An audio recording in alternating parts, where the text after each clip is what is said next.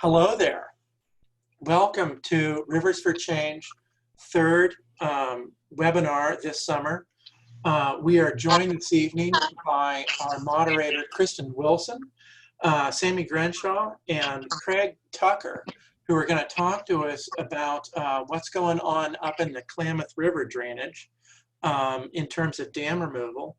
I do want to plug a couple events for Rivers for Change before we go too much further. We are doing a shoreline cleanup next weekend over in Richmond. And we're also doing a full moon paddle out of Sea Trek, which will be awesome. If you want to sign up for that, just go to our website, riversforchange.org. And beyond that, I am going to turn this over to Kristen Wilson, Senior Scientist with the Nature Conservancy, and our panelists. Kristen, you want to take it away? Thanks, John. Yes. Hi, everyone. My name is Kristen, and like John said, I work for the Nature Conservancy. Most of my work is actually on forest restoration right now, so reducing the risk of big wildfires up in the Sierra Nevada. Working mostly with the Forest Service. So why am I here moderating a panel on the Klamath Dam removal? You might ask yourself if I'm talking about my work up in the Sierras on fires and forests. I have a background in river restoration and rivers. I'm really passionate about kayaking on rivers. And so my good friend John Dye, who was just talking about Rivers for Change, asked me to moderate, and I was happy to step in large part because I think I'll learn a lot from the presentations that both Sammy and Craig are going to give tonight about the Klamath Dam removal. I'm really looking forward to this and think we'll have a good opportunity to have discussion and questions after their presentations. So this is not part of my job at the Nature Conservancy, but I'm really a huge fan of Rivers for Change, and I'm looking forward to being part of this storytelling event.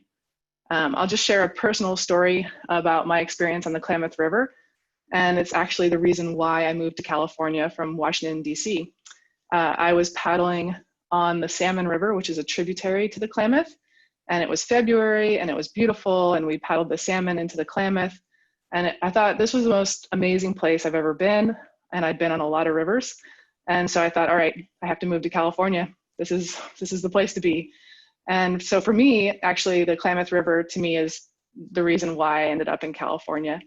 And so I feel like I'm coming full circle now with this storytelling. So I wanted to just say thank you for everyone who's able to attend this webinar. Thank you to Rivers for Change for organizing this, and thank you to our speakers who are about to present and tell this story about the dam removal that's underway. I'll just give a brief outline of the presentations today, and then I'll introduce the speakers before they go. So we'll have about 20 to 30-minute presentation by Sammy Grenshaw, who is the Vice Chairman of the Karuk Tribe's Natural Resource Committee and a founding director of the Ancestral Guard. He'll be reflecting in his presentation on what an important resource the Klamath River is, why it's so important.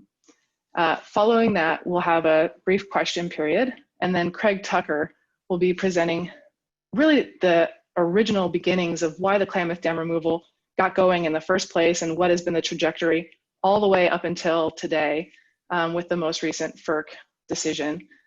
And Craig is the principal of a company that he started called Suits and Signs Consulting, LLC. After Craig's presentation, we'll also have time for questions and a little bit of discussion. All right, so to start things off, I'm going to introduce Sammy, his bio, and then Sammy, I'll hand it over to you for your presentation. So Sammy, like I said, is the Vice Chairman of the Karuk Tribe's Natural Resource Committee and a founding director of the Ancestral Guard. The Ancestral Guard is a community organizing network developed to encourage an indigenous mindset and engage the people who live in the ancestral territories to respect, become a part of, and restore a natural balance between people and the environment we all share. The Ancestral Guard, he says, comes from humble beginnings. Just before the salmon season of early 2012, there was a request to teach others about the old school rules of being on the river and how to think right when they fish. And this spurred the work, of the Smokehouse Boys, which has now come to be known as the Ancestral Guard. So it's a response to the community's need of youth activities driven by cultural values and ancestral knowledge. Ancestral Guard is fortunate enough to partner with the Nature Rights Council in meeting the needs of the nonprofit status in the local grassroots effort and community work. The group is made up of dedicated young men and women who have like hearts of self-sustaining approaches to revitalizing, utilizing and implementing stewardships, ancestral values, and mentoring other youth in this endeavor of promoting a strong and healthy self-identity. Social justice, indigenous activism, and restoration of organic healing chemistry within ourselves and communities are amongst the emphasized approaches to renewing and healing our communities. That's a pretty amazing bio. I'm happy now to hand it over to Sammy, who's going to talk about why the Klamath River is so important.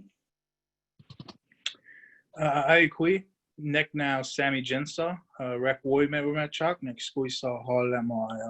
That means, hello, my name is Sammy Jinsa. I come from the village of Rekwa, which is at the mouth of the Klamath River, the estuary, and I come here in a good way today. I'm thankful for Craig Tucker for giving me this opportunity. I've had a chance to meet everybody beforehand. It seems like a pretty awesome crew. Craig Tucker is also the first man I've ever met with a Southern accent.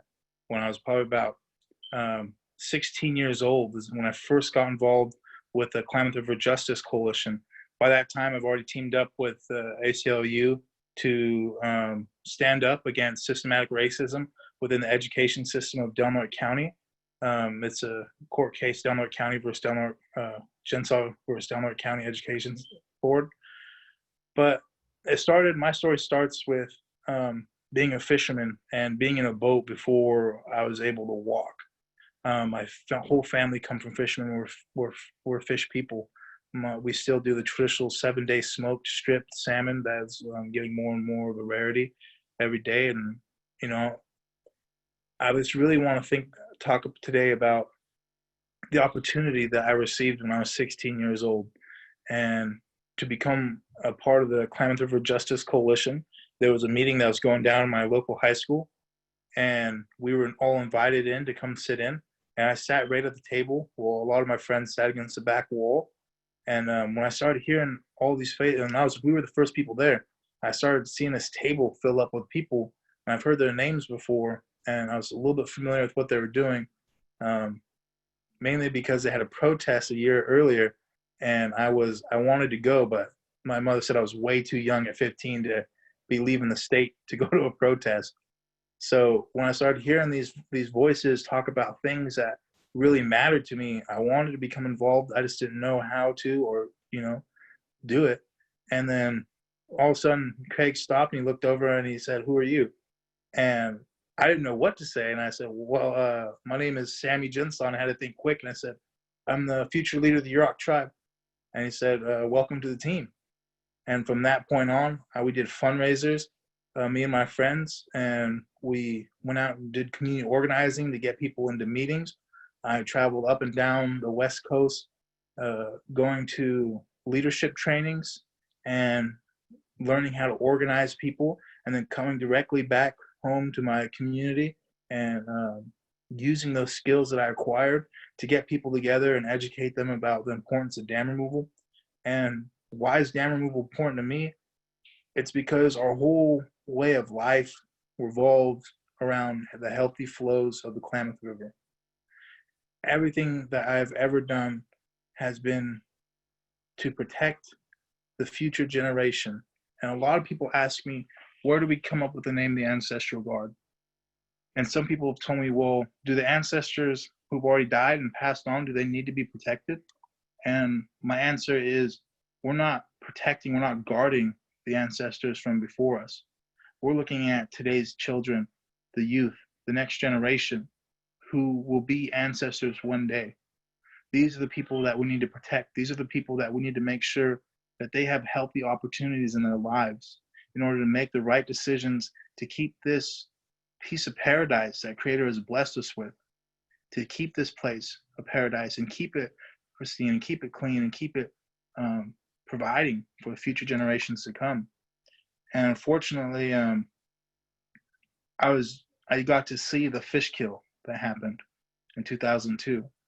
I was young, and obviously it's a place of trauma for me because my grandmother who helped raise me, she's a woman that fought for healthcare in California for indigenous people. And my other grandma fought for education of indigenous people in California.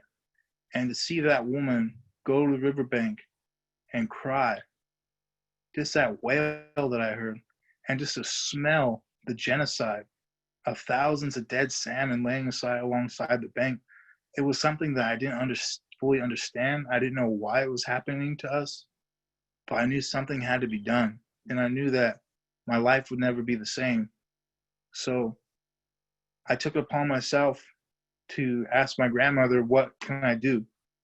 How can I help? And I was pretty young at that age. And she said, if you really want to help your people, you need to become a psychologist because there's a lot of crazy people around here.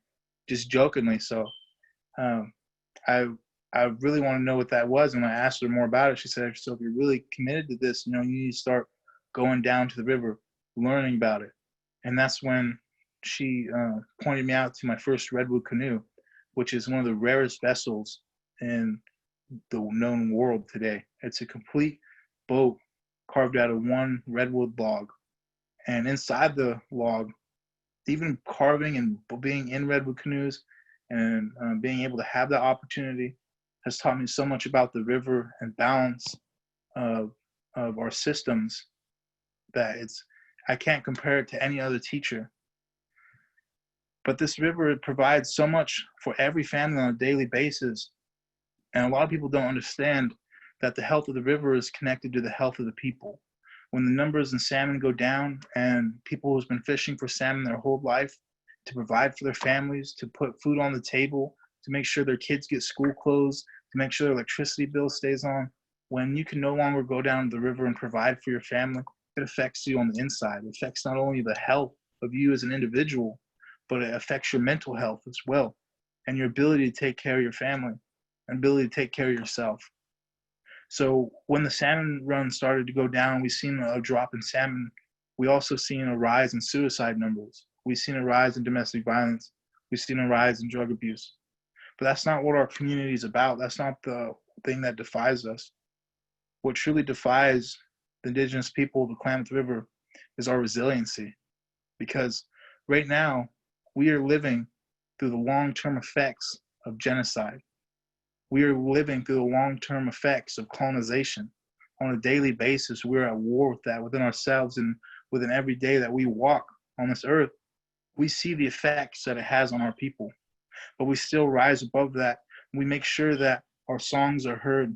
We make sure that our stories are told, and we make sure that the species, the cornerstone species, every single one of them within the Klamath River is cared for, and that our people are fighting to make sure that our next generation has ability to do the same thing.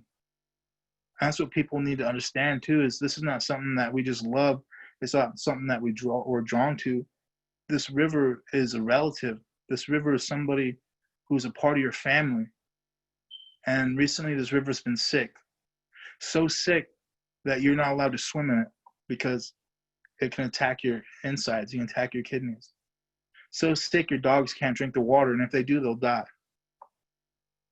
But we still go to the river. We still say those prayers. We still enjoy it because it's a piece of our family. So when your family member's sick, you don't walk away from them.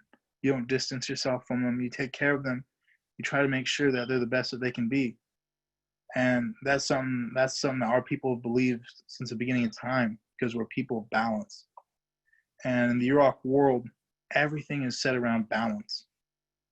Yourself. That's what we believe. You have to be able to take care of yourself, make sure you're physically, spiritually, mentally healthy, so you can take care of the people you love, which are, your family members and your cousins and, your neighbors.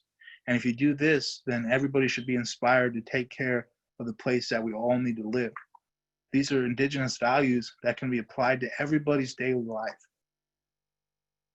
And the only way that we're going to move forward is if we start to listen to the indigenous people, the leadership, if we start to listen with our hearts and our minds and be able to see the importance of indigenous values, of understanding that we are all a part of a system of colonization and genocide that continues. Just because it's not happening how it was in the 1800s here doesn't mean it's not happening to indigenous people in Malaysia. Doesn't mean it's not happening to indigenous people in Brazil, because it is.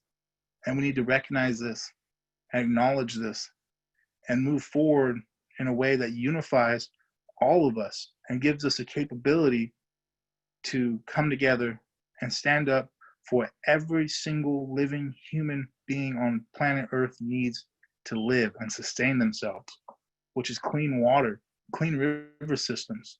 These are the veins of the earth we're talking about here. And they've been clogged up for the last 100 years on the Klamath River. And it's been creating sickness all the way down. It's like slowly being spoon-fed poison on a daily basis to see these algae blooms take over whole river systems. And on top of that, the dams are only one huge issue on the Klamath River. We're also facing diversions on a catastrophic level. And these flows from the Trinity River, that major tributary to the Klamath, are being taken and shipped down to Southern California in the pockets of billionaire water brokers so they can continue to be billionaires, where our people are dying, where people are starving, where people are facing problems that they would never, ever, our ancestors never even imagined until the end of times. And that's what we're living with. That's what I'm living with on a daily basis. And still, we strive, and still we thrive, and we try to become the best we can be by growing gardens, or what we do now, we're growing gardens to subsidize the foods that our people aren't getting, the healthy, nutritional foods that we're not getting. We're learning how to grow foods. We're learning how to adapt to a system, to systematic oppression. We're learning how to adapt, and we're constantly changing and trying to find ways where we can continue to provide healthy opportunities for our people. And that's when it comes down to the youth.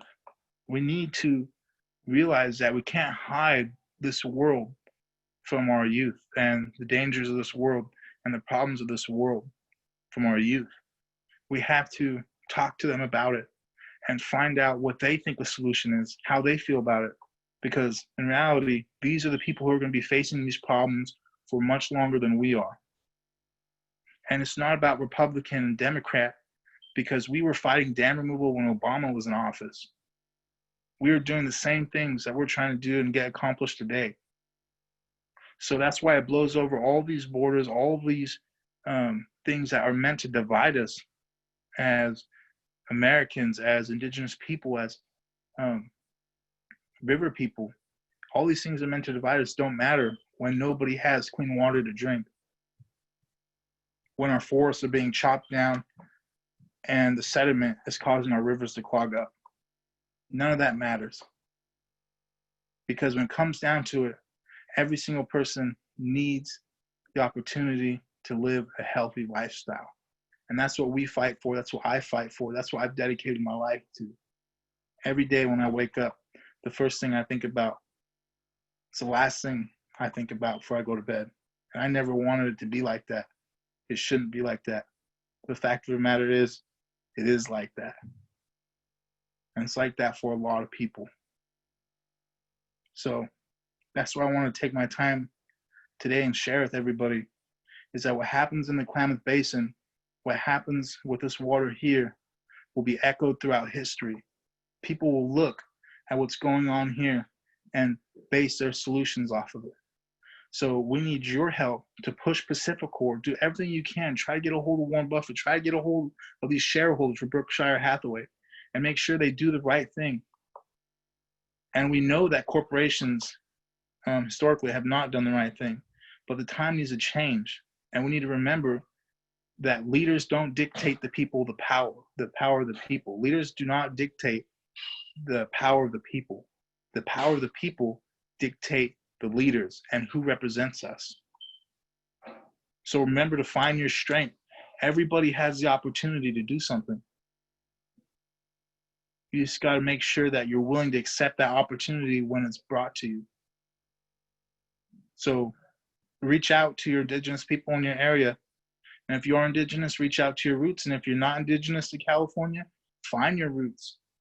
learn those lessons. And even if your roots are based in colonization of California, acknowledge these things. Don't hide from it. Don't hide it from your kids. Because an apology without action is nothing.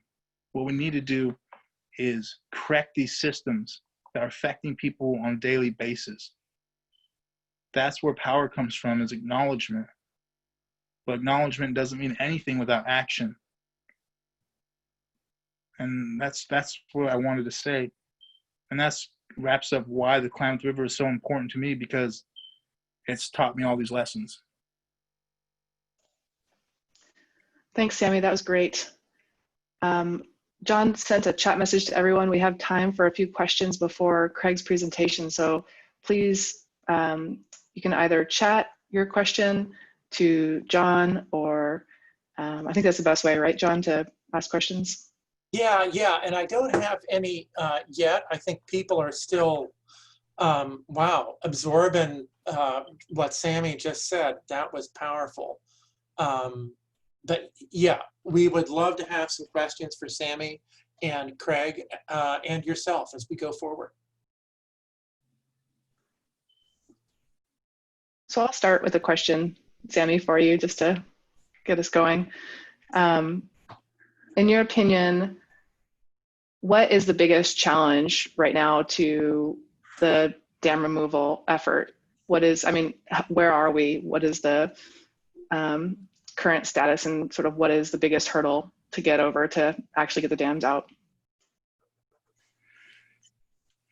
And what I look at is, so we've had these deals that we were trying to go through, you know, the KBRA, KHSA, all these things that that were supposed to unite people along the river, and a lot of people dedicated years of their life in order to make these deals happen, and they fell through. You know, luckily for some people, I know that the water rights of the upper tribes in the upper basin were tied away into one of those deals, and when it fell through, they were left with them. So that was, a positive thing that happened from it. But everybody went, go to FERC, and when the FERC process went through, Pacificor was straight up with what they wanted. They didn't want to hold liability after, the dams were being removed. And at the very last moment, that was the main thing that was put upon their lap. They said, so the government said that you have to hold liability for these things. And that's something that Pacificor did not. The one thing that they didn't want, they said pretty much, this is what you have to do. So they pretty much got put in a bad place by the government, same place that we got put in a bad place by the government. And right now, it's not about going to war with Pacificor, but what it is making sure that these relationships and making sure Pacificor is still on board with dam removal, not because it's the cheapest thing to do, but because it's the right thing to do. And over the years, people have had this notion or this idea that dam removal is going to go through anyway. You know what I mean? Oh, it's already won. We're just waiting for it to happen.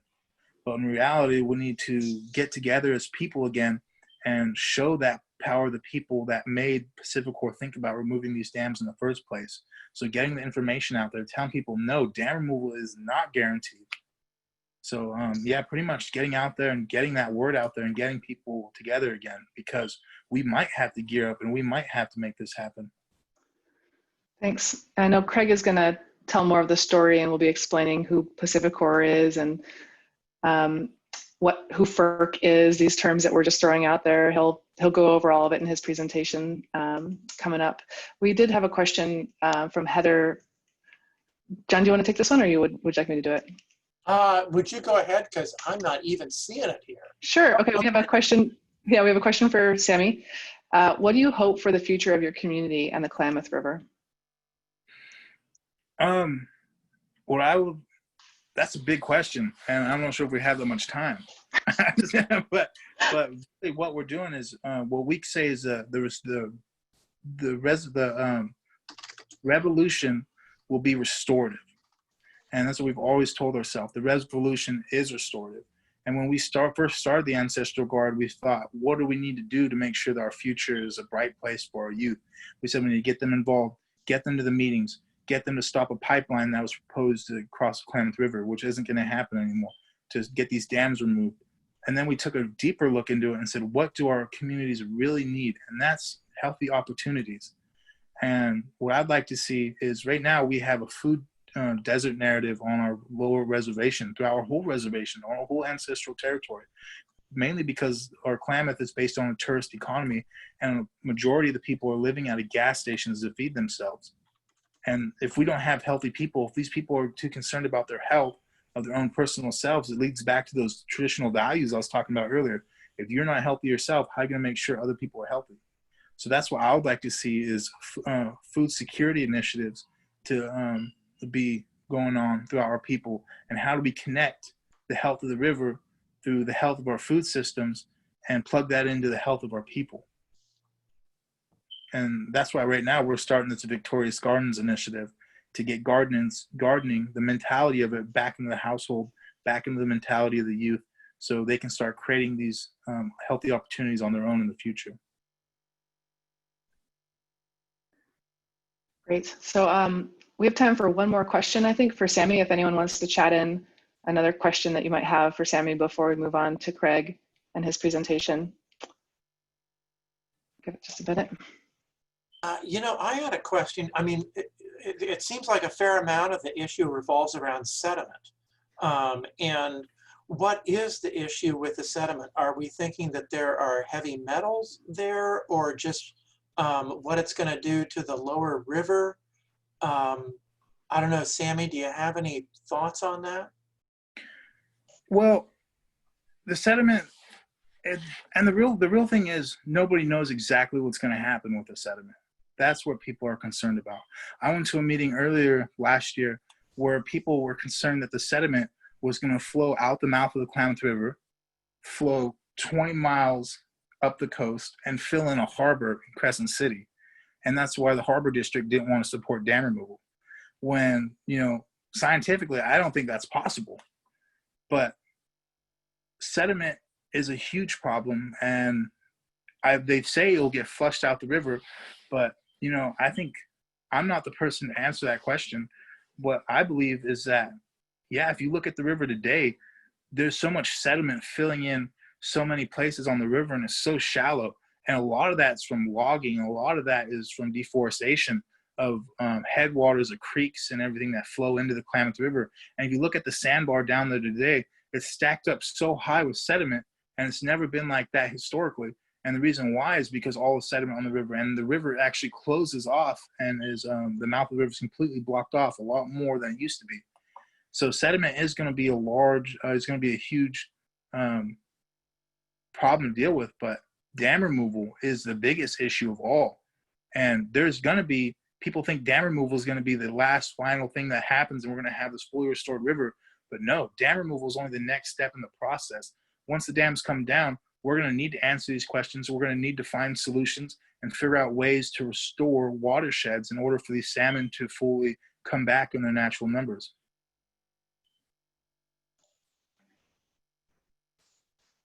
Thank you. Yeah, thank you so much, Sammy.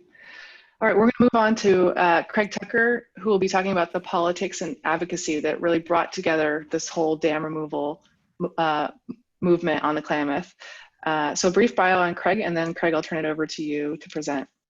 So Craig served as a natural resources policy advocate for the Karuk Tribe, working on a wide range of issues that affect the cultural and environmental resources for the tribe, but focusing on removal of the lower 4 Klamath dams for 14 years. That's a really long time. In May of 2018, he left the tribe to start his own venture called Suits and Signs Consulting, and the name reflects his philosophy of change. He believes that social and environmental justice campaigns demand grassroots action, coupled with legal strategies, solid science, and expert policy advocacy. I agree. Craig began his career as a scientist, earning a BS in biochemistry from Clemson University in 1993 and a PhD in biochemistry from Vanderbilt in 1999. When not working to save rivers, Craig and his family can be found enjoying them by kayak, raft, paddleboard, or simply taking a swim. So Craig, I'm turning it over to you. Thank you a lot, Kristen. It's like, I really hate to try to follow Sammy, you know. It's been an absolute honor and a privilege to work for tribes on the Klamath River for these years, and work with tribal activists, tribal scientists, for elders to share with me why this river is important, and then to see young people like Sammy sort of take up this banner and continue this fight. It's so incredibly inspiring to me. So I really appreciate that, and I appreciate you fighting the way you fight, Sammy. I really admire you, man. So I've been working on this for a long time, since about 2003, and I come to this really, I had this sort of background in science, but then I threw out that science career and really pursued a career in social change. And I really did figure out that, the scientists and lawyers can only get you so far, that you really do have, grassroots organizing is a critical piece of any successful movement, political movement. And this is definitely a political movement. So what I like to do is just take some time and just kind of tell you the story arc of what we've done over the past 20 years to try to get these dams out, and kind of bring you right up to speed to what's going on today. So I think I can share screen here. How's that? Share. So I'm gonna, oh, that's the wrong screen. Try that again.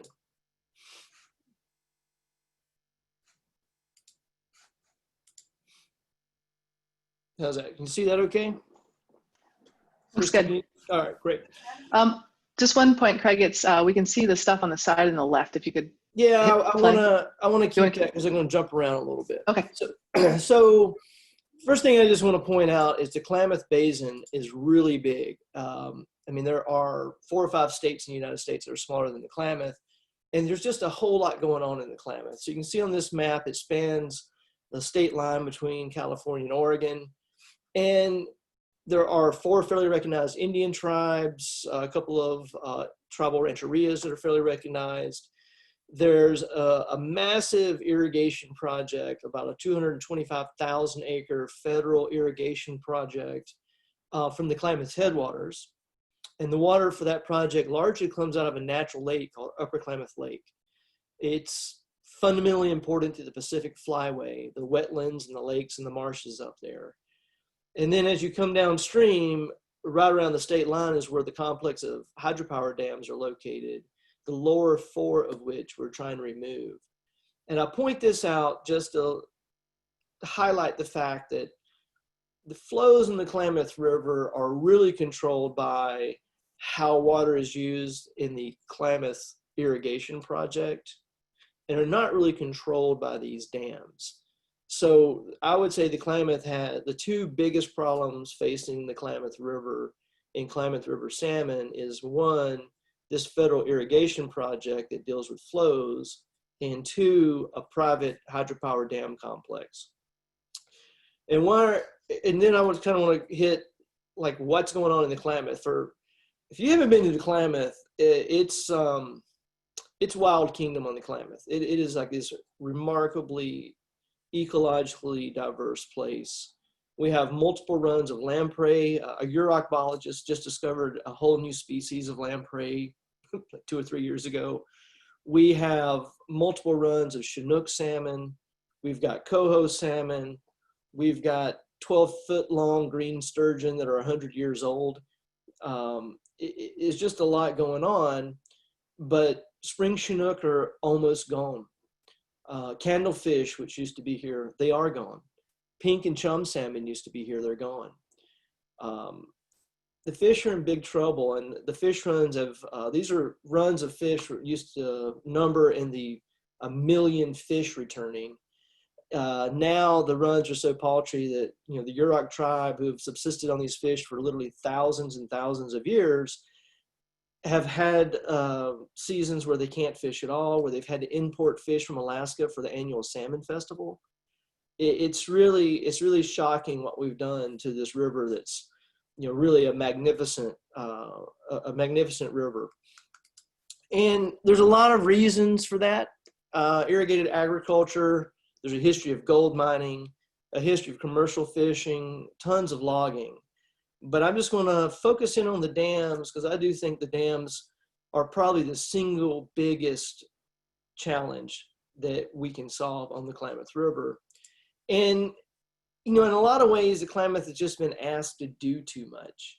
And, I always see these ecological or these events where there's these disasters. So in 2002, there was just a massive fish kill that was really traumatic for people. There's really nothing in the oral history of any of the tribes that talk about this kind of massive, these fish died before spawning. They died on the lower river. Really sad. I mean, these fish died during the ceremonial season for the tribes. It was a real catastrophe. And then right now, the Klamath River, this picture was taken several years ago, but if you go up to Iron Gate Reservoir or Copco Reservoir, this is what it looks like. There are massive blooms of a toxic blue-green algae called Microcystis aeruginosa. And as Sammy pointed out, it is really highly toxic. It causes kidney and liver problems. The reservoirs are posted, and we think the river would be posted this year. We have, because of COVID, there's a lot of challenges with sampling and getting lab results back. But it's just a huge, huge thing. And so, like, these two big problems, and they're really separate, but there is some interconnection here, and I'll try to get to that as I go through the talk. But I really do want to focus on the dams, and part of that is we would argue that dam removal is necessary, but by itself insufficient for restoring the Klamath. We can't restore the Klamath without removing the dams, and after we remove the dams, we're going to have to tackle other problems. But people might not realize that dams, privately owned dams in this country, are operated on a license. And the Federal Power Act created this system where the Federal Energy Regulatory Commission, which is 5 presidentially appointed individuals, get to play referee. And so when a dam license expires, you have to make the case that either the company wants to keep operating the dam, wants to operate the dam with certain changes, wants to maybe upgrade the dam, and then how all those costs get passed on to consumers and ratepayers. But these licenses can last for 50 years. So when a dam license expires, it's really a once in a generation, and for some of us, once in a lifetime opportunity to make big change. So that's the opportunity. And we want to remove the dams. I would just always talk about, these are the dams we're trying to remove. It's really, I can tell you what the dams do. I mean, they breed toxic algae, and of course they kill fish. But the opportunity here to remove dams is because of what they don't do. Number one, they're not making a lot of money. In fact, a new license would require the construction of fish ladders, which really would make operating the dams happen at a deficit.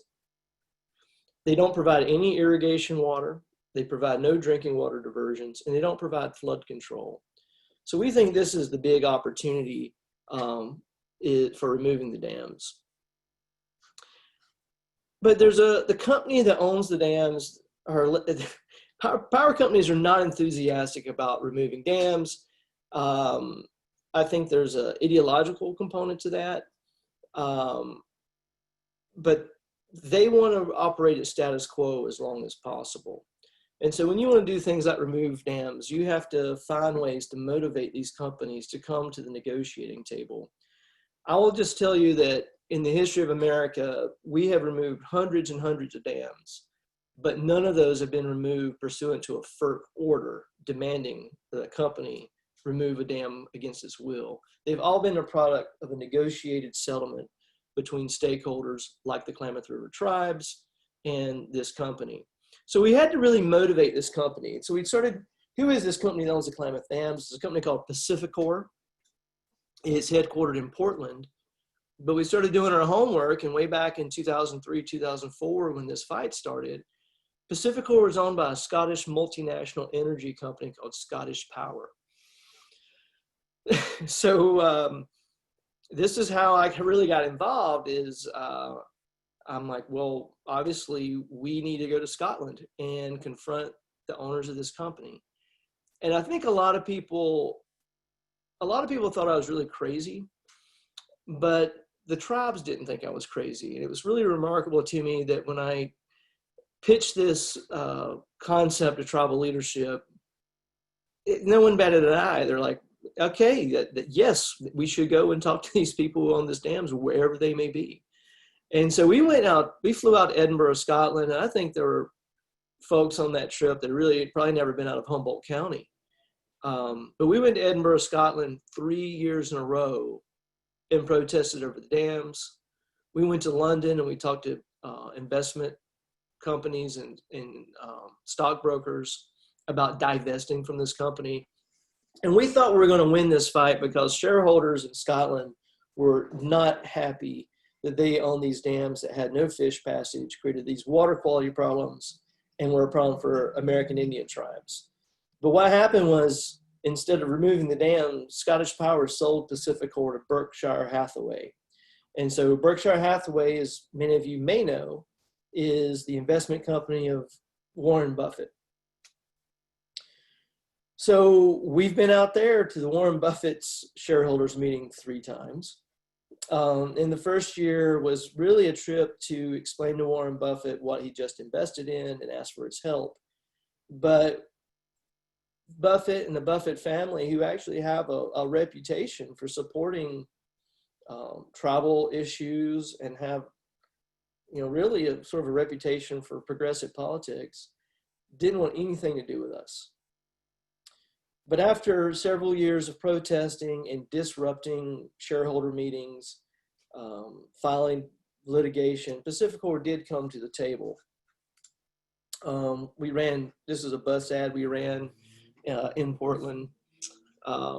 They did finally come to the table and negotiate a settlement agreement. And so in 2010, we had this big celebration in Salem, Oregon. Arnold Schwarzenegger actually did say hasta la vista to the Klamath Dams. And that was in 2010. And the plan was to remove the dams in 2020. And the 10-year lag was built in to do a couple of things. Number one, you have to do a lot of environmental permitting and compliance for projects like this. But 2, it gave Pacificor time to have a modest surcharge on its bills to customers to come up with the $200 million, which was its share for dam removal. Meanwhile, the state of California included $250 million in a water bond for Klamath Dam removal. So we had this $250 million war chest, or $450 million war chest for Klamath Dam removal. The other key provision in the deal for Pacificor was, if you guys want to remove the dams, go for it. We'll give you the dams and $200 million, and we're out of here. So they wanted a clean transfer to a dam removal entity. So we created the Klamath River Renewal Corporation. And so it's a 501c3. It was built for the sole purpose of taking ownership of the dams and removing them. But this is where FERC comes in. To do this, we needed FERC to agree to letting us transferring the dams to the Klamath River Renewal Corporation. And so we filed an application with FERC. And so it was a 2-step dance with FERC: 1, transfer the dams; 2, remove them. And we did get our answer back from FERC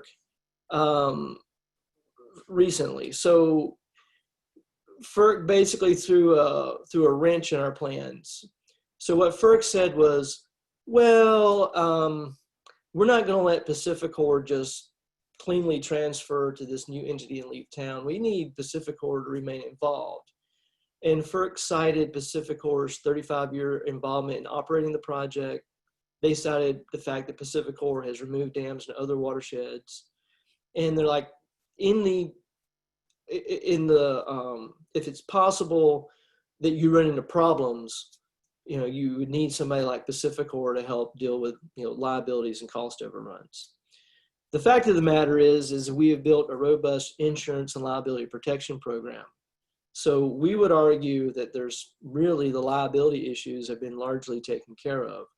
We would also argue that if Warren Buffett Pacificor has concerns about liabilities, we do note that they are, Warren Buffett is the most successful insurance agent in the history of the universe. That's largely how he built his empire, is on insurance. And they do have about $187 billion in cash reserves that they can't figure out what to do with. So buying insurance seems like something that Warren Buffett could figure out if he was motivated. So because of this, because FERC would not let Pacificor cleanly transfer the project and just walk away from the basin, Pacificor is now showing signs of cold feet, and that maybe they want to wiggle out of the deal. So bringing you up to sort of today, Pacificor executives came out here Friday, and Greg Abel came out. And Greg Abel is Warren Buffett's right-hand man. He is the, I guess you would call him heir to the throne, that will be Warren Buffett's successor as the president of Berkshire Hathaway. And I figured since he was coming out here, they must have a solution proposed to get us through this impasse. And so I was pretty surprised when we decided we would, the leadership of Yurok and Karuk and Klamath tribes decided they would take them up to a place called Blue Creek, which is one of the most beautiful places I've ever been, on the Klamath. It's about a 20-minute jet boat ride from Klamath up to Blue Creek. We had a table and chairs. That was our boardroom for talking about this. And we get up the river, and a bunch of activists had blockaded the river closed. And I was like, I was worried that this was really a bad call, that, you know, this guy's, he must be here, right, to give us good news, and the impasse is resolved. And so the protesters actually had an opportunity to kind of confront Greg Abel directly. And I encourage you to check out our Undam the Klamath YouTube channel, because some of this was recorded and I got it up there this morning. But basically the message from the demonstrators was, look, 10 years ago, you met with us and you told us if we stop coming to your shareholders meetings, we'll remove these dams in 2020. And we upheld our end of the bargain, but you're failing to uphold yours. So when you come back downriver, I want you to have good news for us. And they let us by after that. And I was pretty disappointed. I was in that meeting, and Mr. Abel and folks really did not have good news for us. They had a lot of excuses why things couldn't go forward. They had a lot of excuses why the risk and liabilities associated with being a co-licensee for dam removal was problematic for them, and they're looking for someone else to solve their liability problems. So I don't know, things are happening pretty fast in real time. Pacificor has triggered the termination clause in the dam removal agreement. So we have until about Inauguration Day to try to resolve the impasse. For our part, we're going to try to put a lot of pressure on this company. We're starting we took a full page ad out in the USA Today Friday. We're sort of gearing up to, you know, if we need to go back to Omaha and protest and disrupt shareholders meetings, we'll do that. But we're pretty disappointed after signing an agreement and raising $450 million that we're back to this place of the company saying it's not good enough. So I think I'll stop there and encourage people to ask questions. And I'm happy to, Tammy and I can go into whatever details you guys want about any aspect of this story. How's that?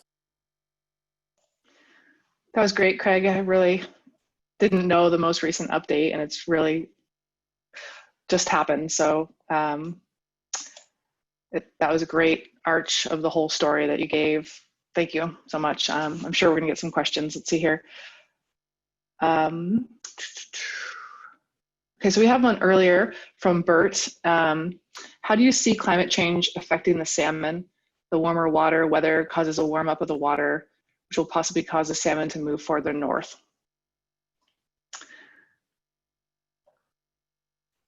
Craig, you're on mute if you're trying to answer. Well, so I think with climate change, the Klamath may end up being the southern range of salmonids in the Pacific Rim. If you look at sort of satellite imagery, you can see where the snowpack ends is the Salmon River, headwaters of the Salmon River that you were talking about, Kristen, that was inspiring to you. We have snowpack there. We have a lot of groundwater in the Klamath system. So like the Shasta River is fed by glaciers on Mount Shasta. And the reason why dam removal is so critical is upstream of the dams, the headwaters of the Klamath is groundwater stores. And we think that gives us a certain resiliency in the face of global warming. So I think if we're gonna have salmon and contend with global warming, removing the dams and giving salmon opportunity to access these stores of cold groundwater in this volcanic basin in the headwaters of the Klamath is really critical. Thanks, and we have a chat from Tom Biglione who says, Craig's, your presentation really filled in a lot of details for him that he hadn't heard before. And Craig had shared a YouTube video with some more information on the Klamath in the chat. So he's just passing on a thank you. And then Craig, I just see you sent the link to Undam the Klamath YouTube channel. So we'll look at that footage, I guess, you have of the recent trip from the Greg with Warren Buffett, his right-hand man, trying to get upstream with you to discuss the co-licensee agreement that FERC just put on you both. All right, so here we have a question from Janet. Can the state of California and the state of Oregon help get dam removal back on track through either legal or political pressure? Both signed off and permitted the project. What role can the states play? Well, I was really pleased. You know, I didn't know where Gavin Newsom would fall out on this because this was a deal brokered by Schwarzenegger and then supported by Jerry Brown. But Newsom wrote a letter to Warren Buffett. I understand he had a personal phone conversation with Warren Buffett. Ted Kulingoski and Governor Kate Brown from Oregon have been wonderful. So I hope the states can provide some incentives to Pacificor and Buffett's team. But with COVID, it's, you know, California is not like this. Pre-COVID, I think California could have been looked to for more funding. But post-COVID, it's unclear to me that it's politically tenable to go back and ask for, they're giving us, California taxpayers are contributing $250 million to this deal. And so if Buffett's team blows it, they're going to leave $250 million on the table that could be used to address this relicensing. So I'm hoping that Governor Newsom and his team and Governor Brown and her team are pressing the folks at Pacificor as hard as possible. But I would say they've been great so far. I really appreciate their help.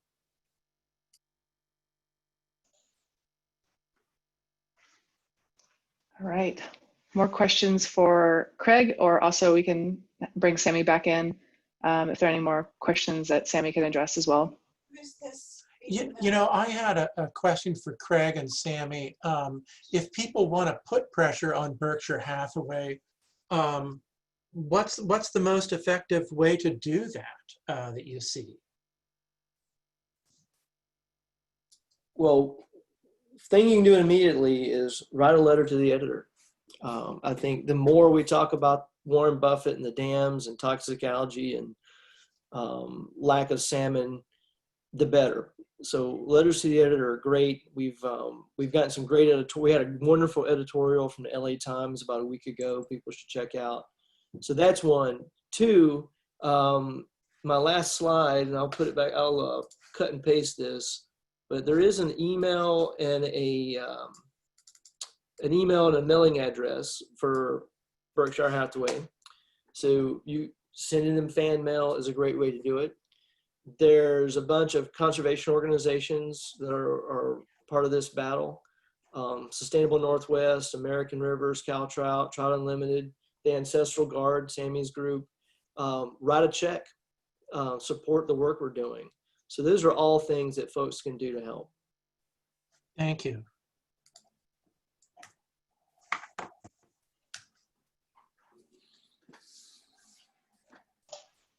Great, and I see, Craig, you just added the Berkshire at berkshirehathaway.com email and the physical address, so thanks for that. So is it fair to say then that Pacific Core they're backing out, basically, is what it sounds like, or is not a done deed yet? The deed's not done. They definitely have cold feet. They want greater assurances that the liability won't reside with them. I will say that the Klamath River Renewal Corporation has built an amazing liability protection plan. We have several $100 million worth of liability insurance. We've brought on Kiewit Construction, which is one of the biggest construction companies on the planet. They're working on a guaranteed maximum price for dam removal, so that deals with overruns. They have a package for, if landowners are upset. We have a insurance strategy for that contention. And we've gotten some of the best insurance companies on earth these are people who insure against acts of domestic terrorism, who insure Superfund cleanup sites. These are the consultants to the Klamath River Renewal Corporation. So if there's something missing, Pacific Core needs to tell us what it is. And the idea that a company owned by Warren Buffett, who I say the most successful insurance salesman in the history of the universe is Warren Buffett. They can solve this if they're interested in solving it. Got it. Thanks. So we have a question from Heather. So what are the biggest liabilities and risks to Pacific Core for keeping the dams in? She's asking, wouldn't the liability of removing the dams be less than the liability of keeping them in with all the water quality issues? That's certainly our argument. I think we'd be foolish to think that the company is not looking at the national election. If we reelect Donald Trump in this country, the environmental laws that currently Pacific Core would have to find a way to deal with, I just don't know what's going to happen. I mean, Donald Trump could, the Clean Water Act's in danger, the Endangered Species Act's in danger, the National Environmental Policy Act's in danger. So the cynical side of me says that Greg Abel and this company are waiting to see if Donald Trump gets reelected, and they think that maybe create a friendlier regulatory environment for them. Interesting. So we have a question from Janet. Should we be reaching out to FERC to reconsider the liability issue? And I'm just going to jump in really quickly with just a note about this. I was reading through the FERC decision, and it was really interesting to me that this is the first time that FERC has considered a license transfer to an entity whose sole purpose is to decommission the dam. So it's really, it's precedent setting, and the language that they used in their decision, they said something about inappropriate. And I just thought that was so strange. So, inappropriate to remove Pacific Core entirely. It struck me, the use of that word. And I've read a lot of FERC documents, and this one was very long and very thorough. So clearly they'd taken, I guess in September of 2016 is what I was reading, to make this decision. But it does put both groups in an awkward position, I'd say. And they have a justification for it, but I don't see them changing their mind. What do you think, Craig? Would any reaching out to FERC change anything? We don't think so. And I would just point out that FERC is 5 presidential appointees, and the rules are typically the party in power gets 3 and the minority party gets 2. For a few years, it's been 3 Republicans and 1 Democrat. I think there's nominees coming down the track now to replace, so that it would be a 3-2 instead of a 3-1. But the chairman of FERC, Neil Chatterjee, was a energy policy consultant for Mitch McConnell. So, the deck is a little stacked there. And I just tell people again, this next election will probably play heavily into the outcome of this fight. Interesting. Politics at the highest level, yes. So we have a couple questions here. Let's see.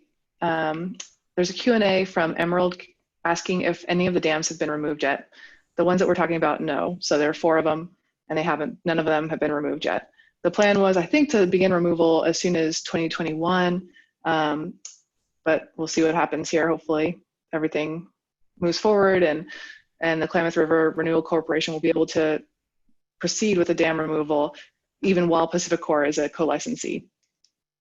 Any other comments, Craig or Sammy? Well, I want to, before we run out of time, I do like this question about how much or little would removal of the dams affect the Klamath Irrigation District. Mm-hmm. So I want to point out that these dams provide no irrigation water for anybody, but I would say these dams make life harder for the farmers in the Klamath Irrigation District. And that's because those farmers face much more stringent environmental regulations because of poor populations of fish. So if Klamath Project irrigators want fewer regulatory burdens, the way they get there is having more fish and better water quality. And what better way is there to make more fish and improve water quality on the Klamath than removing these 4 dams? So I think it's in the self-interest of irrigators all over the Klamath Basin to get behind Klamath Dam removal. So we are at 6, but we can go over a little bit. Craig and Sammy, if you can stay on. Great. So see, I had a question. I'm just not aware of the algae blooms that are going on. Is it, I mean, usually I think of nutrients when I think of algae blooms. I'm guessing it's coming from farms upstream, or what is the source of those toxic algae blooms? So the upper Klamath Basin is volcanic. And so it's a eutrophic system to begin with. So volcanic soils tend to be high in nitrogen and phosphorus. And that's really what created the upper basin, had this just massive network of wetlands and marshes and swamps. And so all those plants, consume the nitrogen and the phosphorus. The Klamath Irrigation Project over the last 100 years has really removed a lot of these wetlands, right? And so that sort of nature's filtration system is no longer there. So I don't think we can say that it's not that farmers are spraying fertilizer all over the place, but the farmers have removed a lot of the wetlands or the filtration system for this. And so we went from having what we call a eutrophic or nutrient-rich system to a hyper-eutrophic system. So now in this water that's full of nutrients gets trapped behind these dams, which have relatively shallow reservoirs behind them. It gets to be 110 degrees outside. The result are these just massive blooms, and the satellite images are just startling. And this stuff really is sort of the color of antifreeze. It smells horrible. It looks scary, and it really is scary. These dams are not just a problem for fish and fish health. They're creating a toxic environment for people.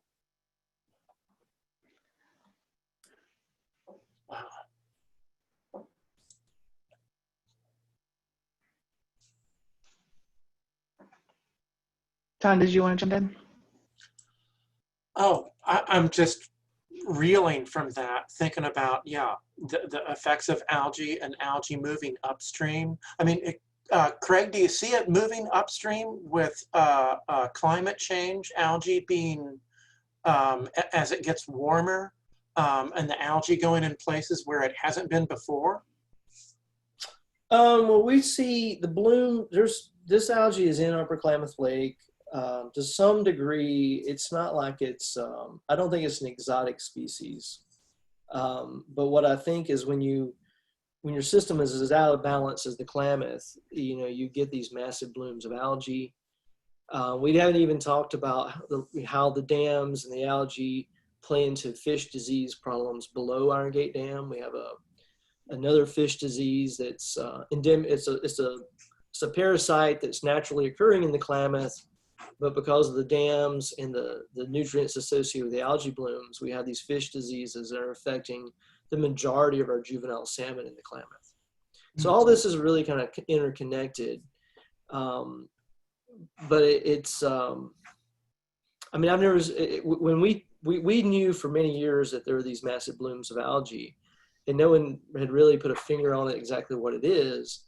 And our water quality team went out there and took samples and mailed them off to a lab to figure out what this algae was. And this is about 2005 or 6.